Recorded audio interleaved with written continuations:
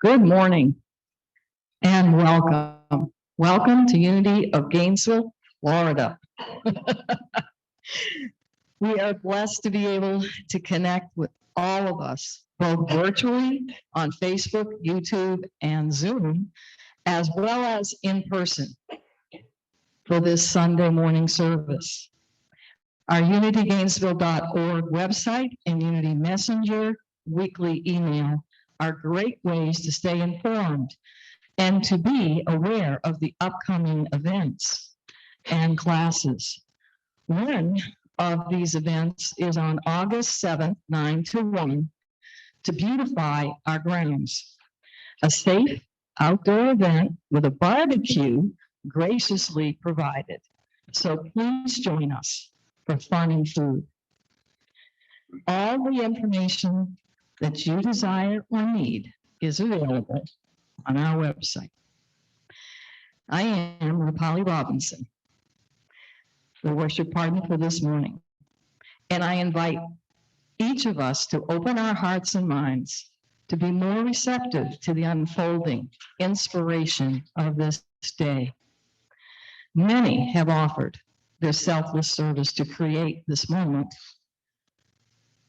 Gabe Coleman and Steve Greeno, our tech advisors, Jackie Tatum, our board member on duty, Ann Scruggs, our prayer chaplain, as well as Phyllis and Gwen, who will help us in our first congregational song, and Michelle Mandarino, who will gift us with her voice and music. Reverend Betty Martin Lewis will present today's lesson entitled, What Stands Under All Things.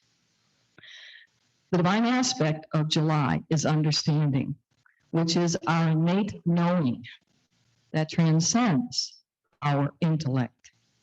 It is the capacity to apprehend or perceive beyond our human senses or life's appearances to the true reality, capital R.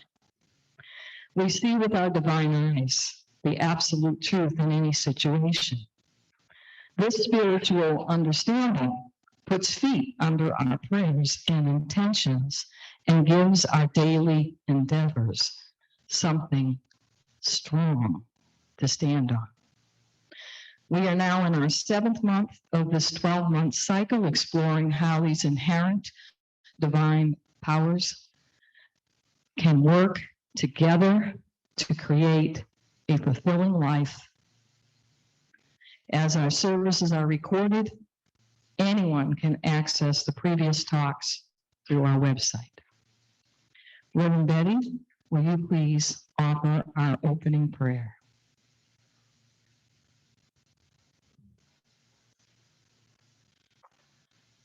So let's just go within for a moment to that sacred space within us where Spirit dwells. And taking a deep breath, we center ourselves in the one power, one presence, knowing that we are always connected to this amazing divine energy, this God of many names, the source of all that is. And we feel this beautiful energy in our bodies this morning, re-energizing us, renewing us. We're grateful for this beautiful day, and we're grateful to come together in love and fellowship, in faith, and we are blessed. We go forth now, blessing others throughout this day, and we give thanks. Amen and amen.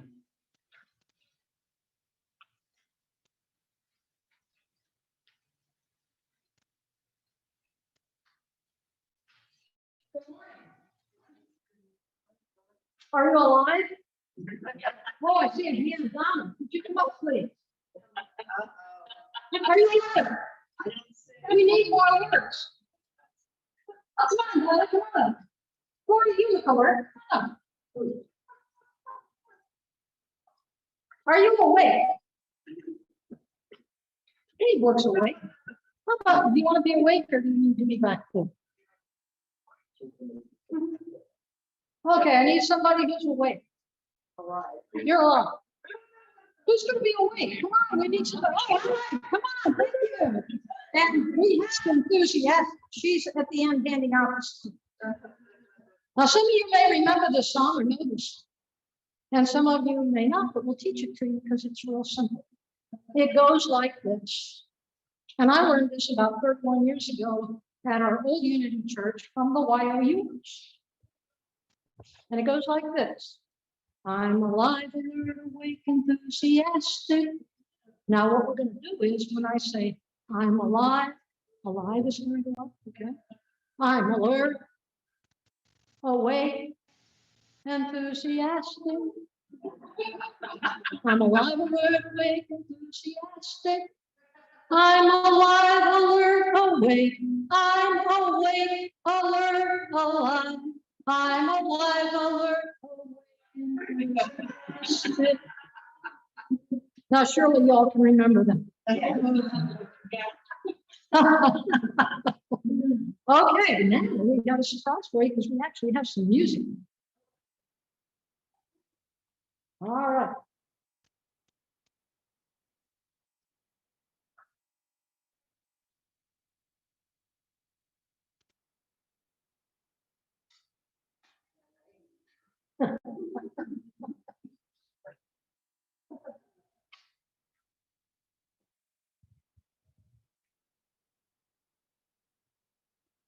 While we're waiting for the music.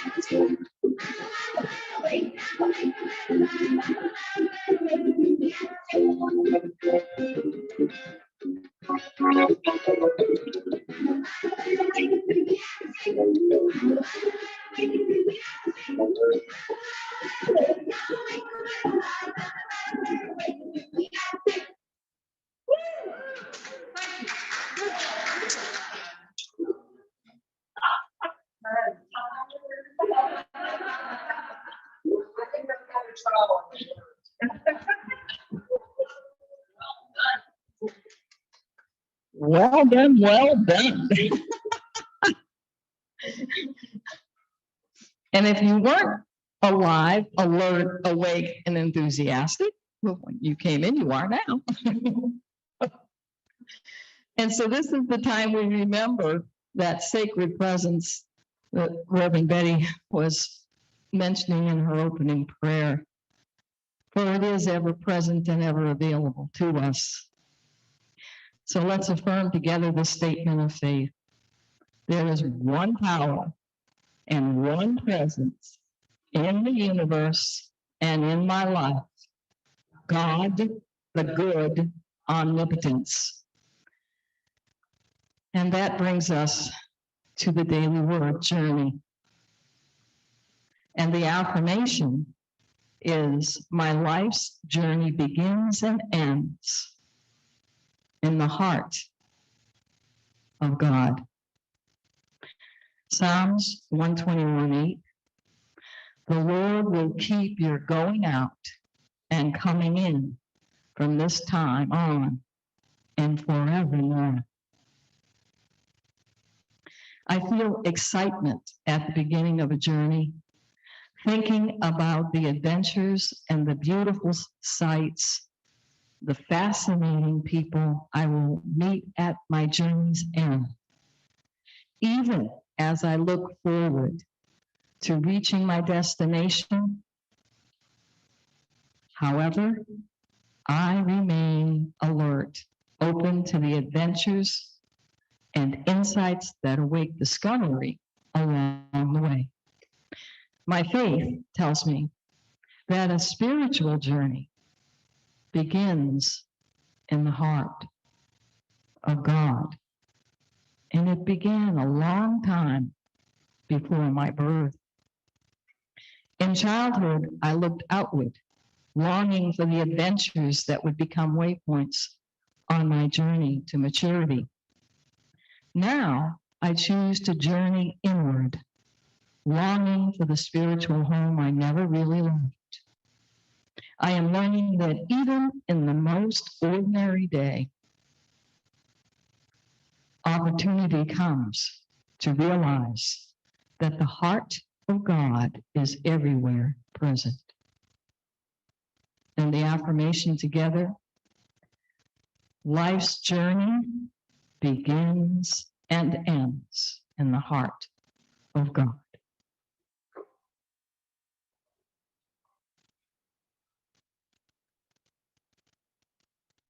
And at this point, we were to have Michelle Mandarino available to us for music. And I believe she is, just as we call her name, perfectly timed, as if we all knew exactly in God's mind what needed to be done. And it is so. So, Miss Michelle, just don't hurry, and you are on. So we're gonna do, let's see if I can get this right. We're gonna kind of do a new hymn for us. 309. I wanted us to sing together. Whew. Quiet waters. So on this one, you go the first verse down to about the third line, then you go back to the beginning for the second verse, and then keep going to the end.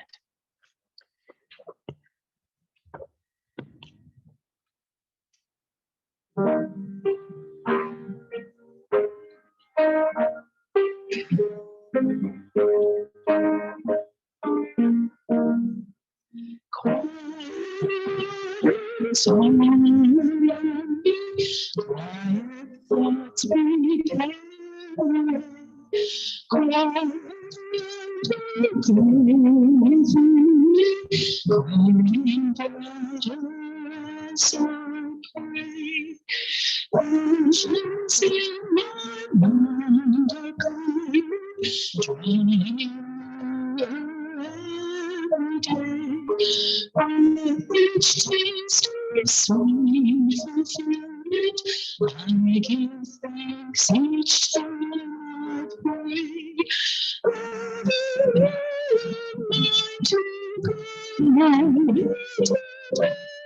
Beside me,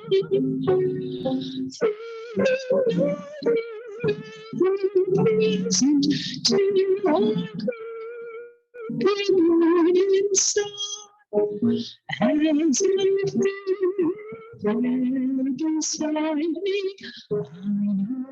what to do. Say, and hear me, this is my thanksgiving.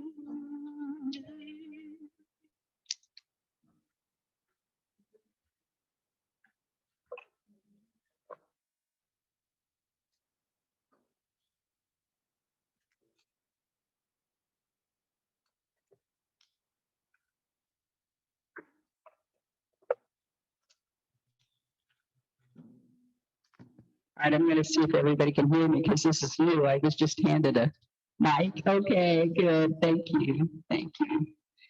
Good. All right. So my talk today is what stands under all things? What do you think?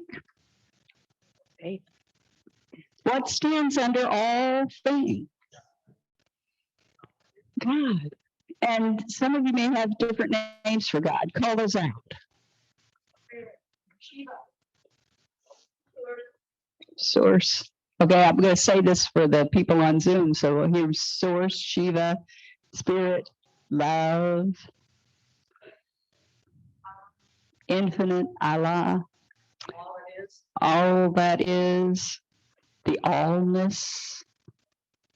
Ernest Paul called it God.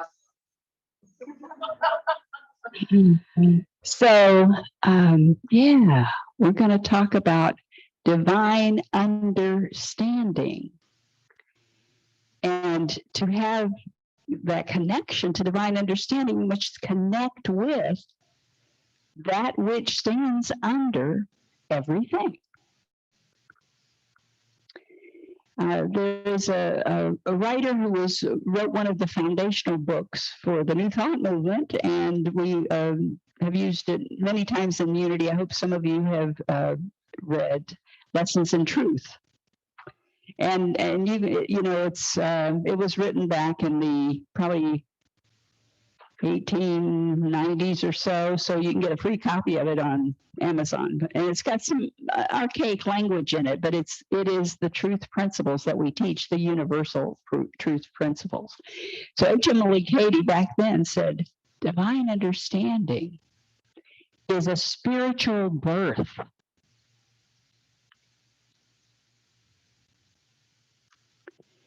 And it's a revelation of God in our heart. So in our culture, we tend to think understanding is part of our human mind and limited to the brain. See, that's what's been taught to us through acculturation over years. But we're in the new age. We're evolving as spiritual humans, and we know that we have access to powers far beyond our human mind, our human body. And so that's what we've been studying all this month. This is the last month. We're kind of wrapping up divine understanding. And so you've probably heard several talks this month now on divine understanding.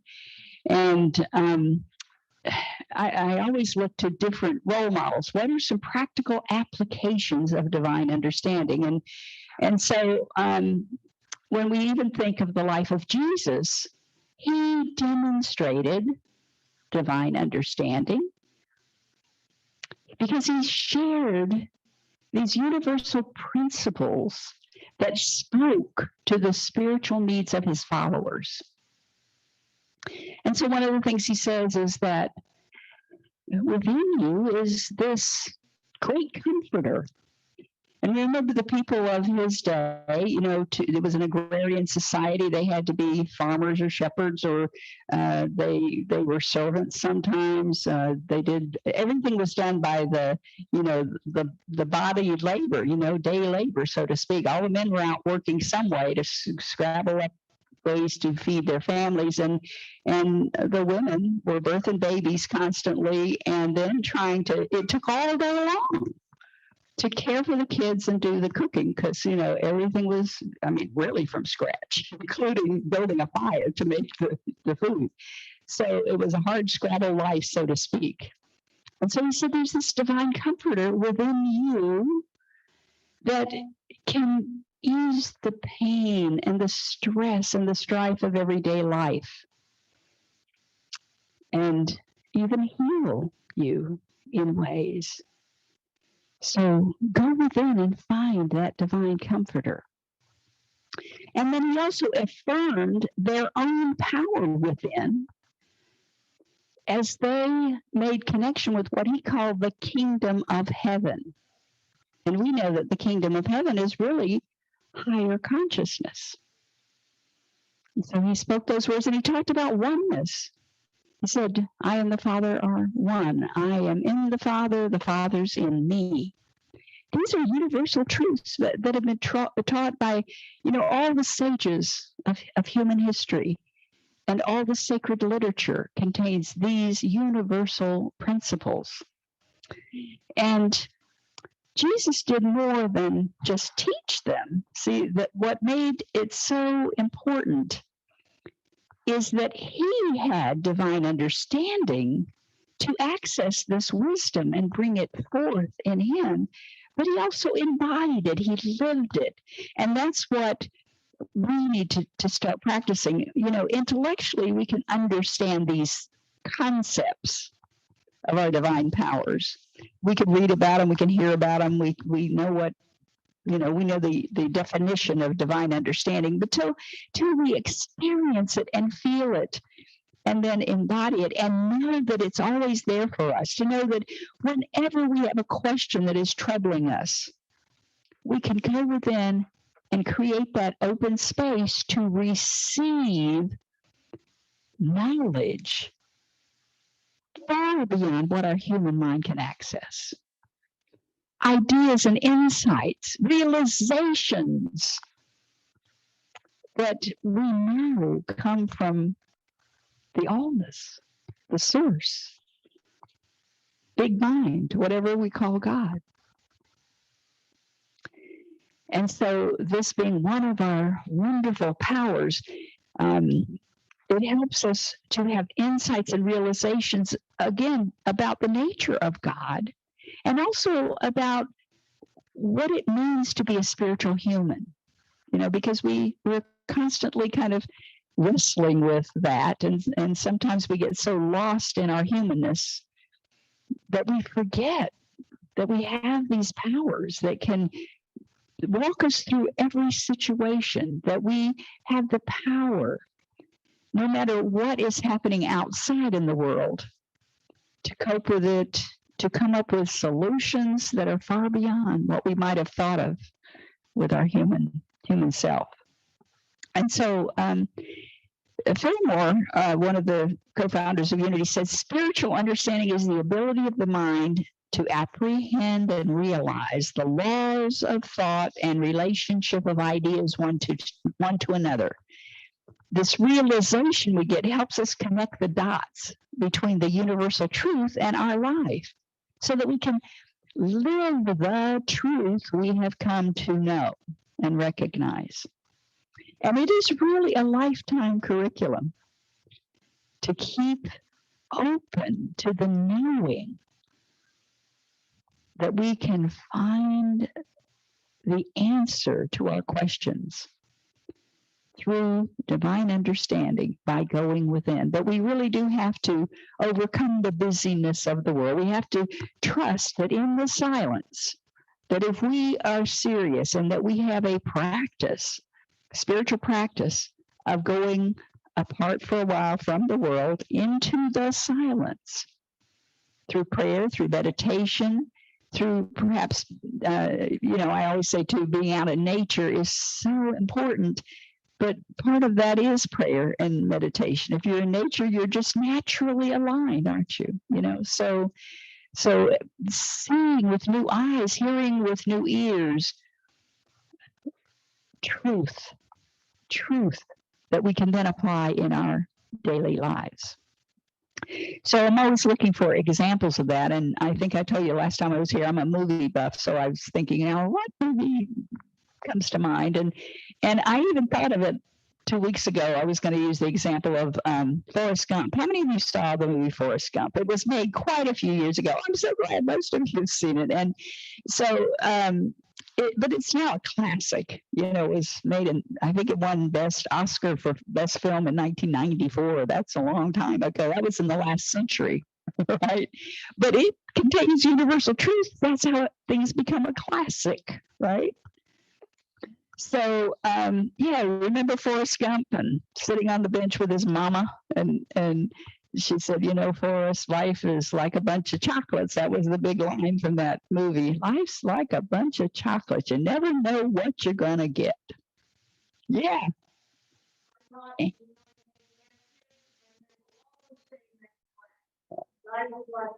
Really? So Anne is sharing from her teaching experience that the children were saying that line. That's great. Thank you for that. So Forrest, as he came into the world, he was kind of slow developing in his mind and in his body. And so the doctors diagnosed him with some condition in his legs and gave him these big, bulky, ugly braces to wear. And when he went to school, the kids laughed at him, made fun of him. He was bullied, and he had to walk to school in these cumbersome, remember the braces, and he's walking to school. And this one bully just kept bullying, and he would hide in the bushes about halfway along the walk to school and jump out at Forrest, intimidate him, and steal his lunch money every morning. That was the routine. And Forrest tried to outrun him, but those braces wouldn't let him. They restrained him. One day he got just fed up with it, threw the braces off, and ran as hard as he could to outrun the bully. And then he discovered that what appeared to be his greatest weakness was his strength. He outran the bully, and all the kids lined up and started cheering him on. Remember, run, Forrest, run. That was their, like mantra to him. And so he was winning the approval of the kids too. And just everything changed when he realized he had that ability. So that's really kind of a metaphor for just finding the truth and running with it. And then we just kind of forget our fears. We forget our obstacles. We throw the braces off. We run free. Forrest, was a very simple person, a loving person. And I think as I look back to the movie, one of the things I saw with him, his ability to be in the now. He really showed us how to be in the now. He didn't drag stories up when somebody, that he confronted was mean to him, because he still met challenges. The outside world still battered him a bit. But he would just look for the good in every situation and state it out loud, And so, in terms of the strengths, I mean, he became a high school football hero because he could run so fast. He realized that he would run just for fun. And the coach saw him one time just running, and said, "Hey, go join the football team." So he became a hero in high school. Then I think he even went to the Olympics. He got all kind of acknowledgement. And then one of the things he decided as a goal, because he was running for fun, he ran back and forth across the United States. Now, that's part of the fantasy piece, but it's just a metaphor of set a goal, do it, run, And so he's got lots of stuff to teach us about that. He was so present. He had grief in his life. His mama died. His best buddy in Vietnam died. He held him as he passed. And so he grieved when it was time to grieve. He laughed when it was time to laugh. He was in the world, but not of it. He held steady with his faith, his belief in the goodness of people, no matter what. He had a true love. Remember Jenny? That was a little girl that he had gone to school with, and he had a crush on her, told her in the second grade he was going to marry her someday. And I think it took another 40 or 50 years before I could marry her, because she never felt worthy. And she was always making bad choices in men and lifestyle. And so you saw the counterpoint of the drama of how many of us go through life just after one drama after another. And so you see that in the movie too. And then finally she accepts his love.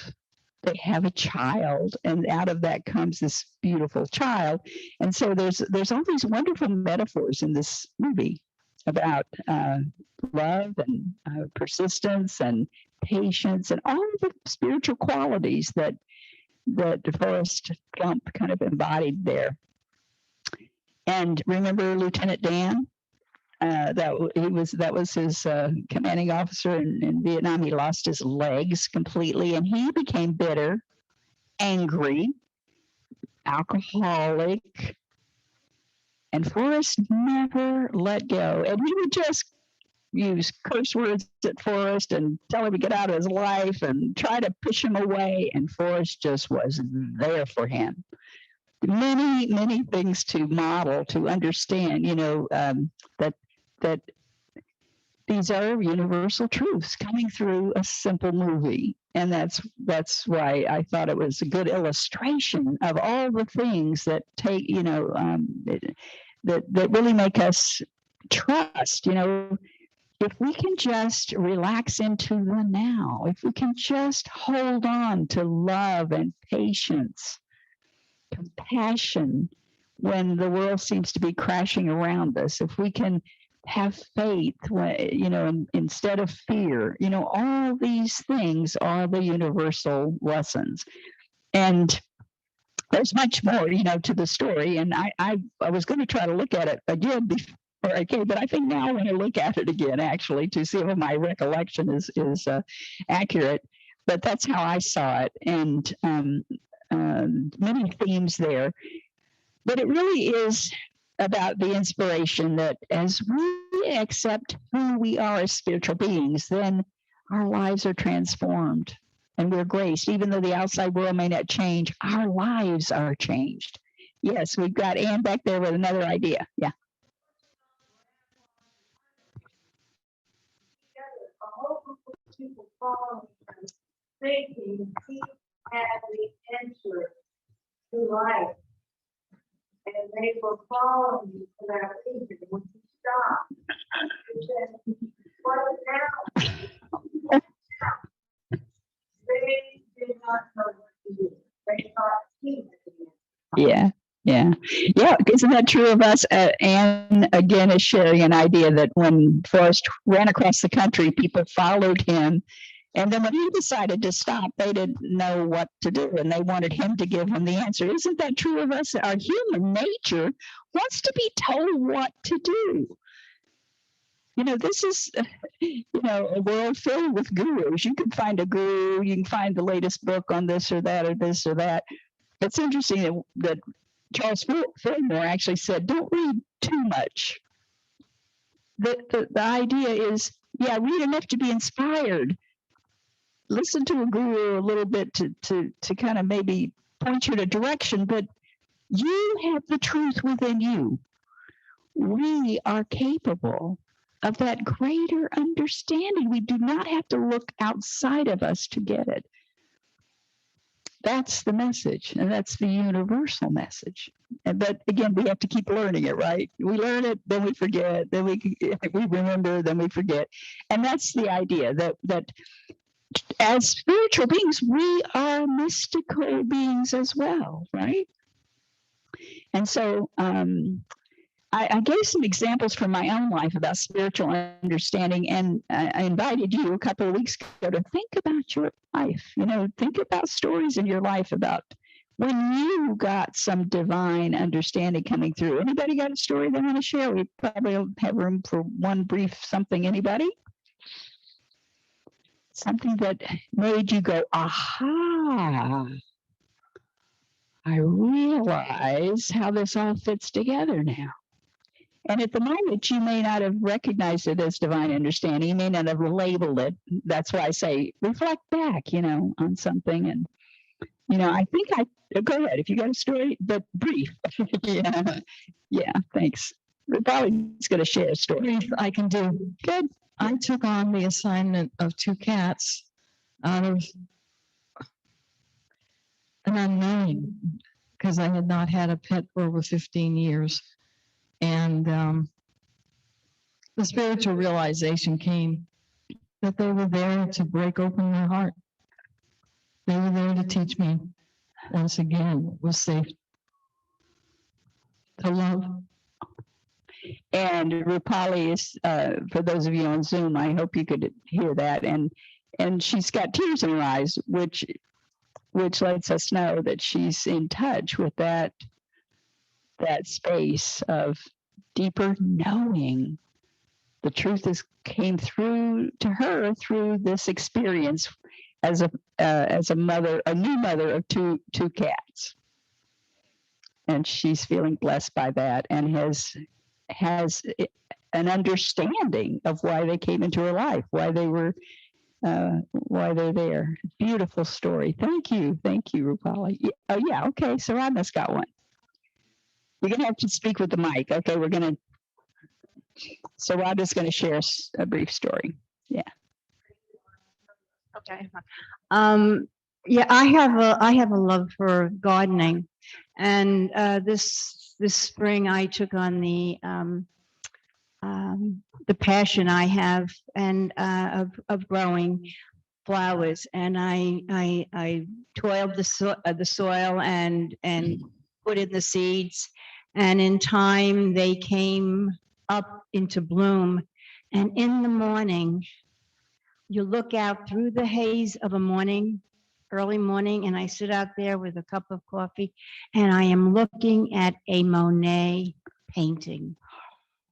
It is so amazing and so beautiful that my heart just always goes, I like I've made it.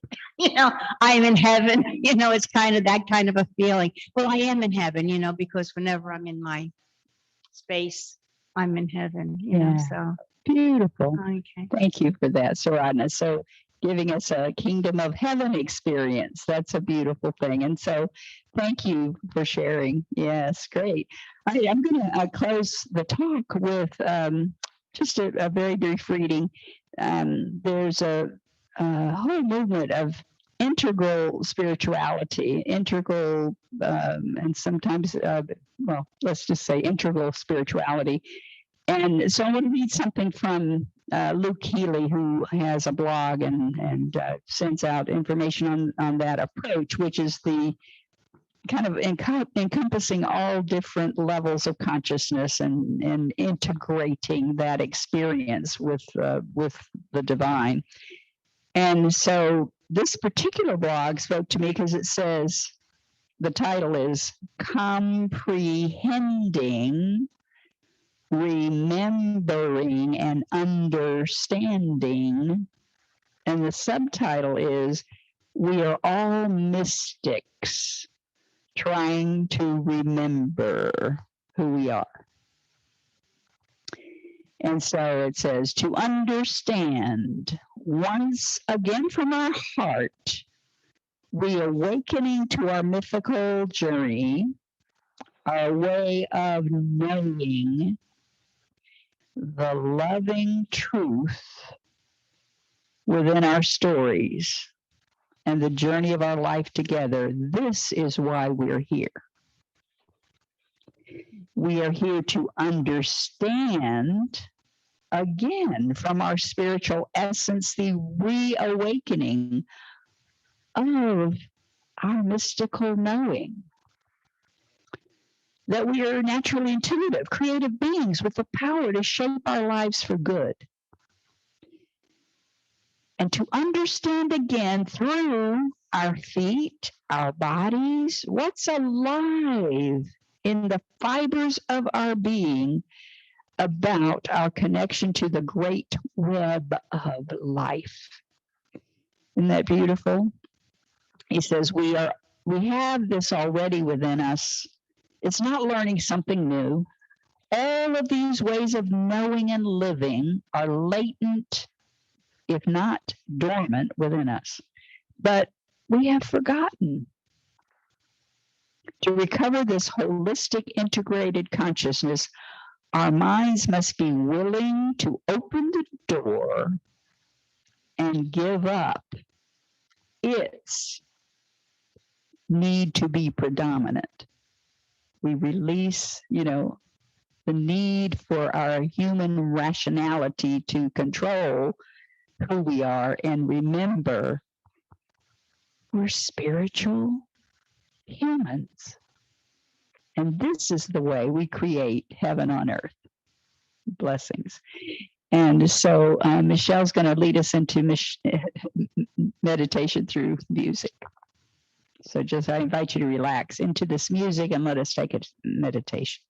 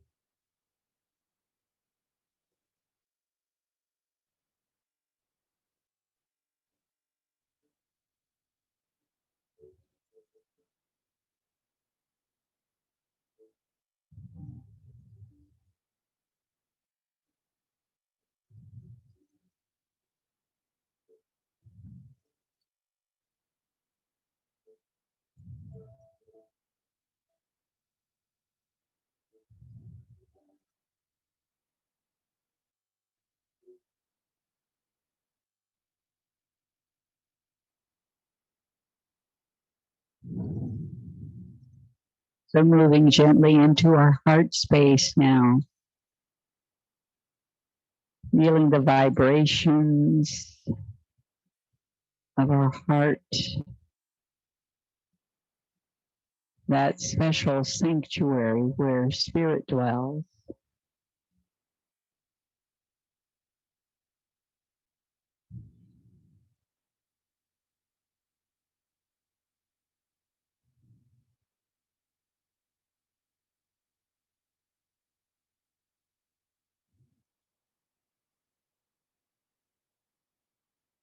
Just feeling those vibrations just moving throughout our body and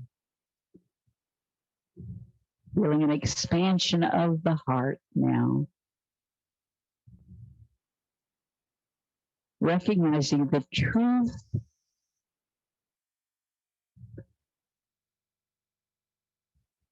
that all the divine powers are within you to draw from. As you move into this space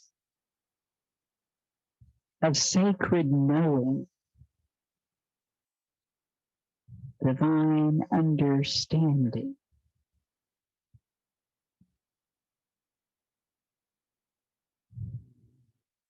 So this is where we come to remember who we really are.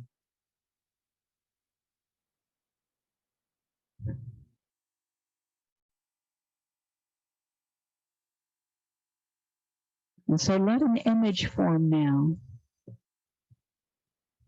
of yourself in your heart space. See your face, your body, being refreshed, reborn into divine understanding.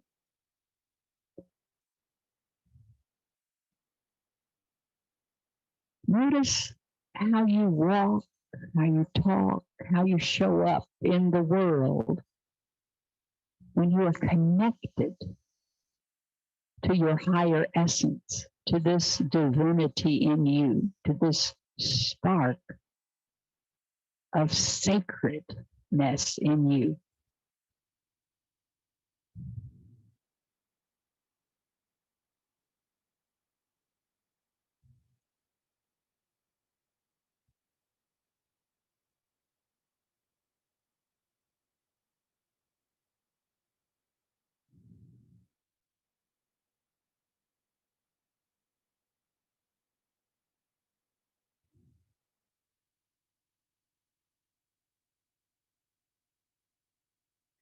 And now, if there is anything that has been troubling your human mind, any concern, fear, obstacle, any person you've had some differences or disagreements with, any issues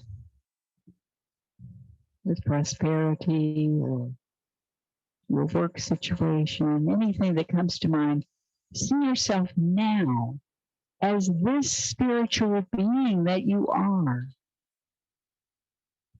showing up to this issue, to this problem, to this challenge. See yourself now playing it out like a movie, running in your mind, that you've overcome this challenge. See yourself as your strength is expressed into the world.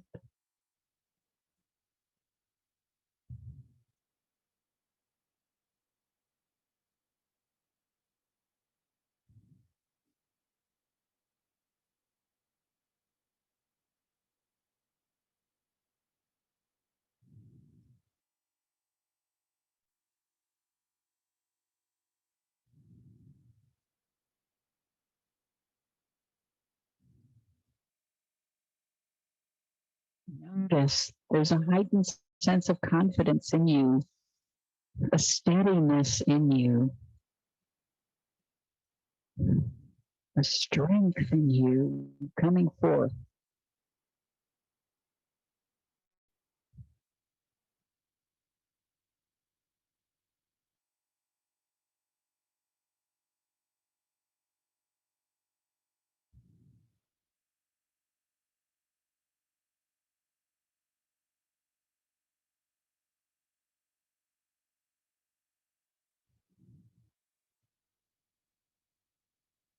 And repeat to yourself now silently that divine understanding illuminates and supplies everything you need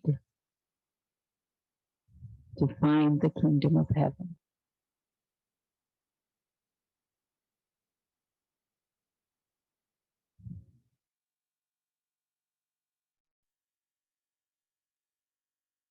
As you relax into that thought, you feel yourself surrounded, enfolded, lifted by this beautiful golden light. This is the light of divine understanding, this soft golden light. Lifting you in consciousness. Bringing you the deeper knowledge, deeper understanding and insight. And this opening you're creating keeps that channel open so that you continue to receive this knowledge as you rest in assurance that all is in divine order.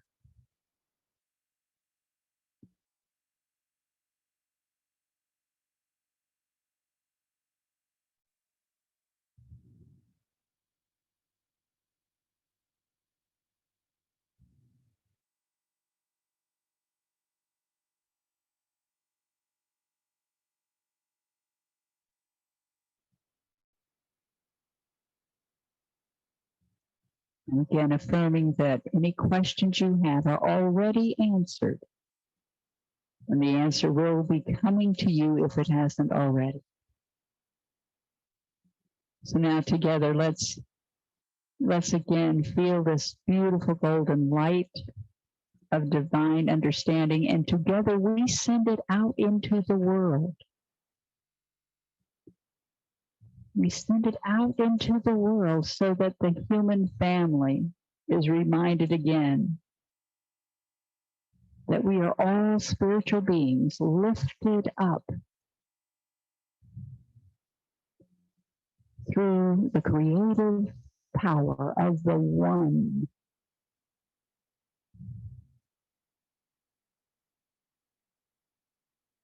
Imagine this beautiful golden light encircling the globe, and that our beautiful human family is moving, rising, becoming what we are all meant to be in oneness. So we give thanks for this amazing new understanding. We give thanks for being a part of the chain of life and love and peace. We make a difference in the world. And we are so grateful. Amen and amen. And so it is.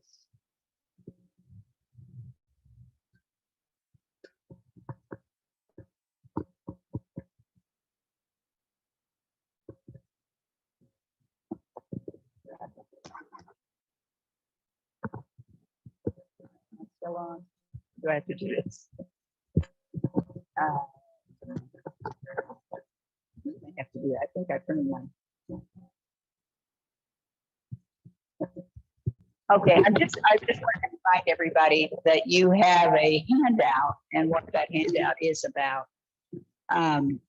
We are working together to renew and refresh the vision, mission, values of Unity of Gainesville. You have the opportunity to help shape the future of Unity of Gainesville. So the vision and mission, we did a workshop, and those who came, input to that will be providing something back to the whole congregation on some drafts of what that looks like after the board gets a chance to look at those. And So that's the next step there. But we want to make sure as we work on the values that everybody's giving input. And so if you could just look at those are idea starters in the little boxes. And you add your own ideas for a core value that you feel should guide the operations and the behavior in this ministry. So you get 5 choices and you can add your own. So do that if you would. And there's a basket right outside. You can leave the completed survey in. Thank you.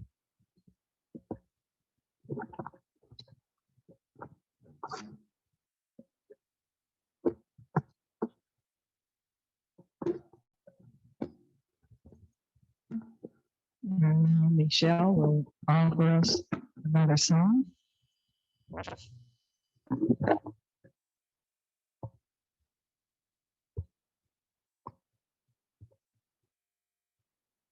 Sing along with it, for those of you that know it, because I think you'll know it.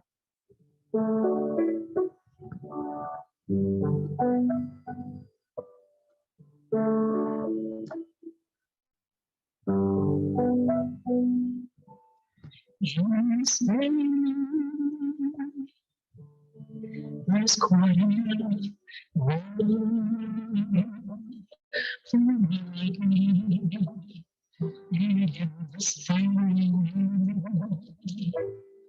There's quite enough joy for me.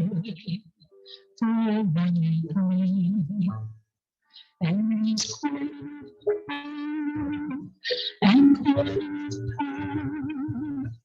to chase me.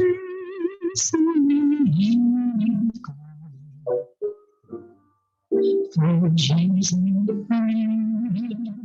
for Jesus.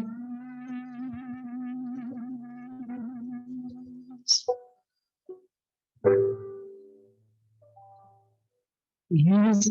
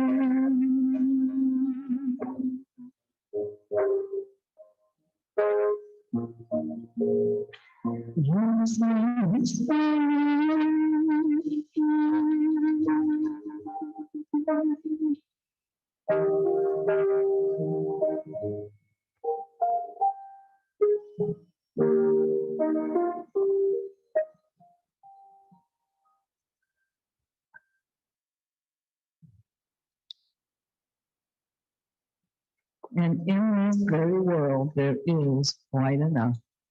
I love that song. And in that perfect segue,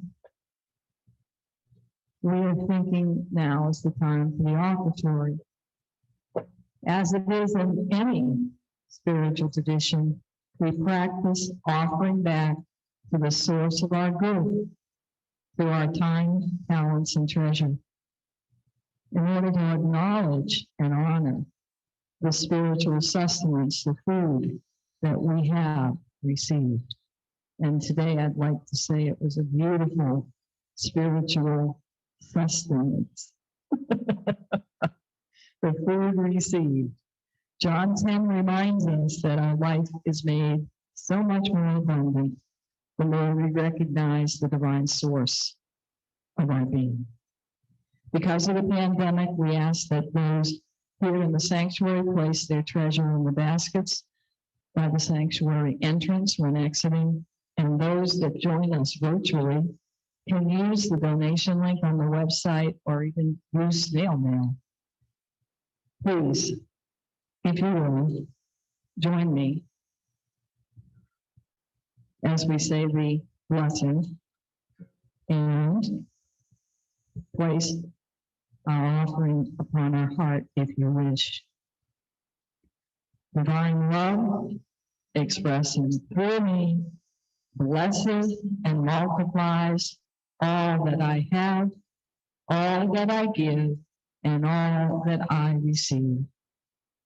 And now, Gwen, our director of our youth and family ministry, I want to acknowledge, at least to the point of saying that if you take a moment to go on your website, you will see that there are links for the Unity Children teaching videos and the story time for family. And I took time the other day just to look into those, and they're wonderful. The fact is, I love children's movies too. I mean, I just feel like the truth is being revealed, like through the Forrest Gump, it's always being revealed to us. And so we're going to practice our divine understanding right now and see the children right here on the platform, playfully and joyfully sharing their lessons with us. And we see their families here in our sanctuary. So together, let's say our blessing. Children, we love you, we bless you, and we appreciate you, and we see you doing wondrous things. We love you, we love you, we really love you. And now, Michelle will take us out with our two closing songs, if you wish. Pardon? Oh, wait a minute, I am being noted. Phyllis and I wanted to share one more little thing. This is not quite.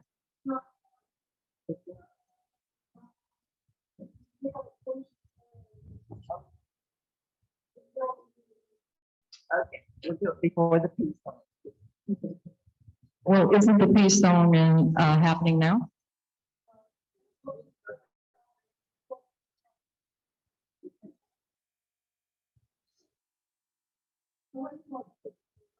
Well, Phyllis, sometimes we look at the clock and we notice that there might be a need to move things. But if that is something that is, again, I'm just going to give way. Let's allow Reverend Betty to make that decision.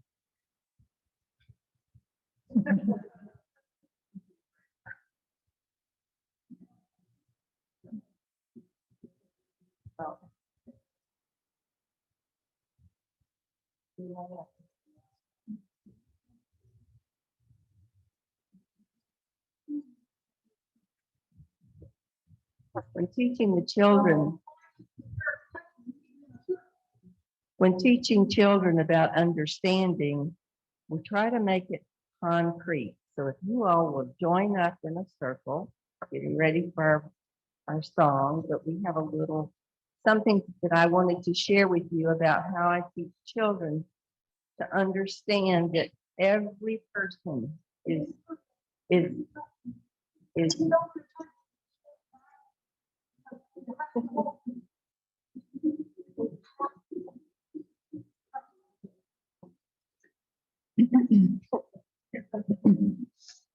So when children come and I talk about how important they are to our group and that they're very necessary and needed in our lives, they say, okay, sure, I understand that.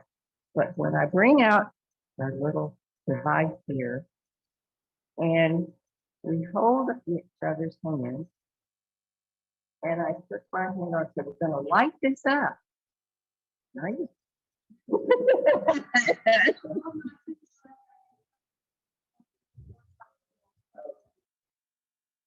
And so we all grab hands and I say, in order to make our circle complete, everyone needs to be touching.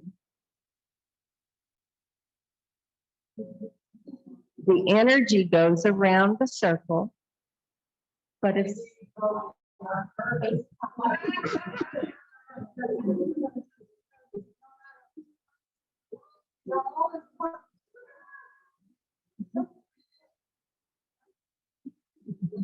there's energy that flows in and through. So children get a visual of what it means for them to be important and necessary, and that their energy completes our circle.